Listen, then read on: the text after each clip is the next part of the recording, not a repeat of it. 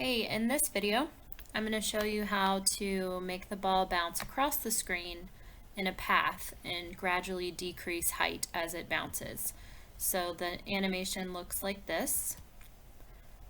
If I push play, it bounces and it bounces a little lower, and then it goes off to the other side of the screen. So in order to create this, it takes just a few more frames than the up and down bounce. I'm going to press stop and go back to my first frame. I'm going to show you I have 27 frames. So I'm going to select frame 2, and then I'm going to hold down shift and select frame 27 and hit the trash can in the timeline to delete these frames.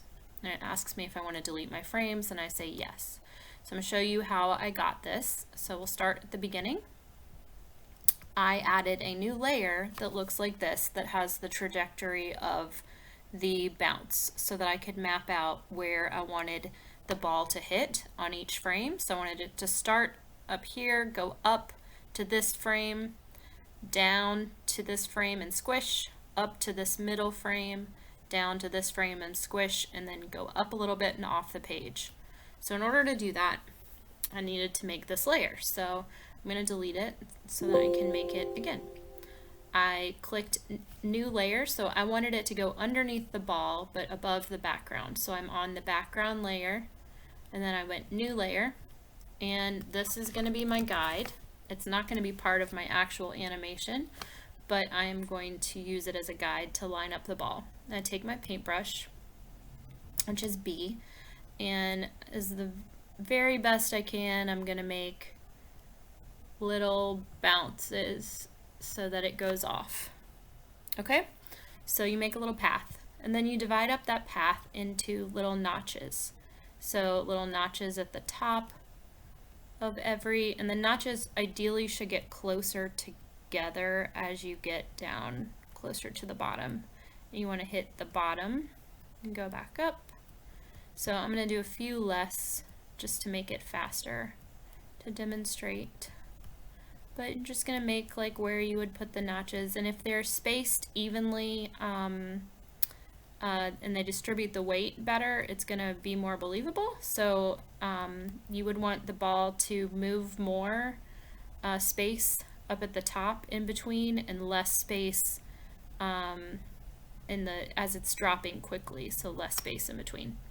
So now I have my guide layer. I'm going to turn on the ball. So I moved the ball, so I made the ball visible. I moved the ball so that it's at my first frame. So if your ball's over here, you take your move tool and you put it over where you want it to be, or you could have it even start off the screen. That's fine. Make a new frame, and then you're going to move the ball. So I'm going to get my ball, have it off the screen so I can't see it. So I'm going to use my arrows. Okay. So if you can't click on it, you can use your arrows. So use my arrows and put my ball and line it up with that first notch. Duplicate frame, and I'm going to move my ball to the second notch. Duplicate frame, third. Duplicate frame is that little plus sign next to the trash can. Get my fourth one, and then I just keep going, just moving the ball in each frame and then adding a frame. So the better the trajectory is, the smoother your path is, the easier, the more believable this is going to be. Remember, when you get down to the bottom, you want to turn on the ball squish layer and then move it so that it's where it needs to be, and turn off the ball. And then you duplicate the frame, and then you switch again. So you turn on the ball, make it visible, turn off the ball squished, and then you can move the ball again. So you keep going, you duplicate frames, move the ball, duplicate frame, move the ball, duplicate frame, move the ball. You can see this has a lot more frames in it than the bouncing ball that goes up and down. And then I just keep going and keep moving the ball where I need to put it, and then it's going to go back to the ground again, and I am going to turn on my ball squished and move it and put it where it needs to be, and then turn off the ball, and then duplicate my frame. Go back to the ball layer visible and the ball squished invisible. Click on the ball, and then you just keep moving the ball. So I have a couple more frames. And I am going to stop with the ball off the screen again. So I'll just make it invisible to make it bounce off the screen. So there's one more thing we need to do, is I don't want my guide in this, so I'm going to scroll all the way back to the beginning of my timeline, and I'm going to select frame 1. Now, there is a thing in Photoshop called propagate frame 1, and that means whatever the visibility is in frame 1 is what's going to apply to all of them. So I want to get rid of the guide, and the guide is on every frame, and I want to get rid of the guide. In order to do this, I'm going to select frame 1.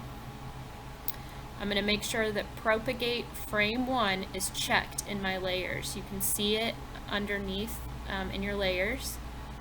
And I'm going to go to my guide layer. Propagate frame 1 is checked, and I'm going to make it invisible. When I do that, I click on the eyeball, it will make it invisible on every single frame.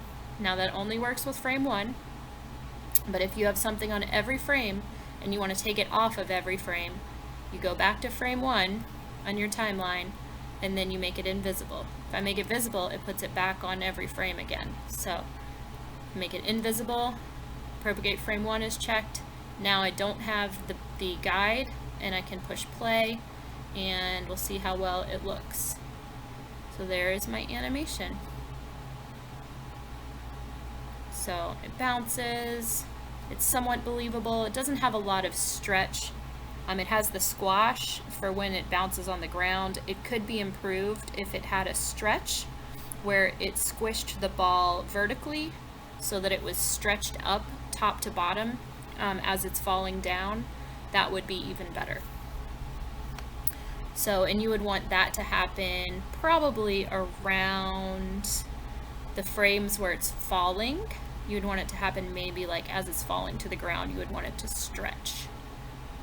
So I'm going to go back to frame 1, so scroll all the way over, click, I don't want to delete that, scroll all the way over, click on frame 1, and then I'm going to go to File, Save As, save my computer, save my Photoshop document.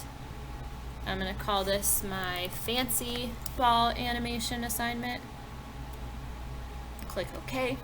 And then I want to export the GIF, so I will go to File, Export, Save for Web Legacy. I will select GIF, and I will click Save. And then I will have my fancy GIF. So try that one if you finish the bouncing ball a little quickly. You need something fancier.